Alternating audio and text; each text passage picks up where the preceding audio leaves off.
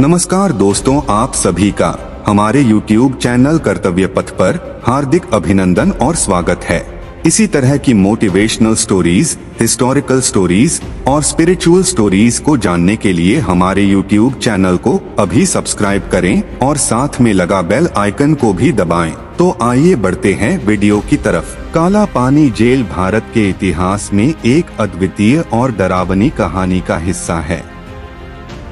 यह जेल अंडमान और निकोबार द्वीप समूह के निकोबार द्वीप पर स्थित थी और ब्रिटिश शासनकाल में एक बहुत ही डरावना जेल मानी जाती थी।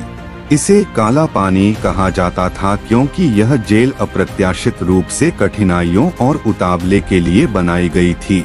सेल्युलर जेल का निर्माण 1896 में शुरू हुआ और 1906 में पूरा हुआ। इस जेल का डिजाइन एक तरह से ऐसा था कि हर कमरा दूसरे कमरों से अलग था, जैसे कि बाइसिकल के पहिए की तरह, इसलिए इसे सेल्युलर जेल के नाम से जाना गया। सेल्युलर जेल का प्रमुख उद्देश्य भारतीय स्वतंत्रता संग्राम के खिलाफ राजनीतिक कैदियों, विशेष रूप से वो जिन्होंने ब्रिटिश शासन के खिलाफ स्वतंत्रता संग्राम में भाग लिया था, को स्थानांतरित करना और कैद करना था। काला पानी जेल के सबसे प्रमुख गिरफ्तारियों में वीर सावरकर, बाल गंगाधर तिलक, बिपिन चंद्र पाल, लाला लाजपत राय, भगत सिंह, दिलीप कुमार राय, रसबिहारी बोस, अरबिंदो घोष और अन्य कई महान स्वतंत्रता सेनानियों को शामिल किया जा सकता है। काला पानी जेल का विशेषत हिस्सा था जिसे काला बक्सा कहा जाता था, जो बंदियों को आवश्यकता के बिना बहुत कम जगह और कठिनाइयों में रखता था। यहाँ की जीवन शैली और बर्दाश्त की अधिकतम सीमा पर कड़ी निगरानी की जाती थी। काला पानी जेल में गिरफ्तारियों के साथ बदलते मौसम की बदलती हुई सिरों की तस्वीर होती थी, जिसका मतलब था कि यहाँ के बंदियों को सबसे कठिन संघर्ष का सामना करना पड़ता था।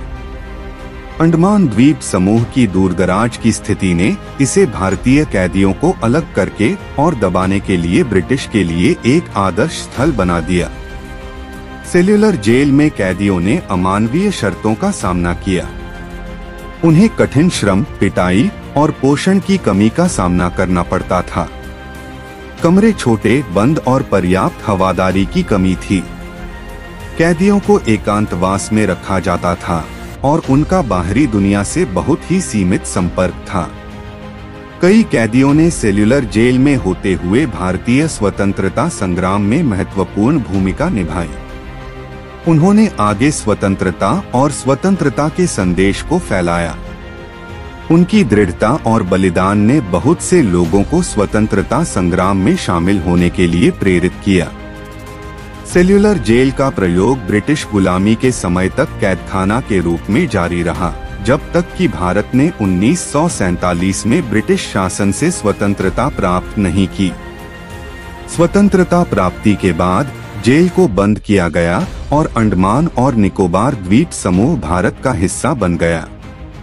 आज सेल्युलर जेल एक राष्ट्रीय स्मारक के रूप में खड़ा है और उन स्वतंत्रता संग्राम में जोखिम उठाए उन कई वीर सपूतों के बलिदान को याद दिलाने वाला है, जो स्वतंत्रता के लिए अत्यधिक कठिनाइयों का सामना कर रहे थे। यह जेल संरक्षित रखी गई है और इसे एक संग्रहालय में बदल दिया गया है, जो स्वतंत्रता संग्राम के इतिहास को और उन बहादुर व्यक्तियों की कहानियों को प्रदर्शित करता है जो वहां कैद थे।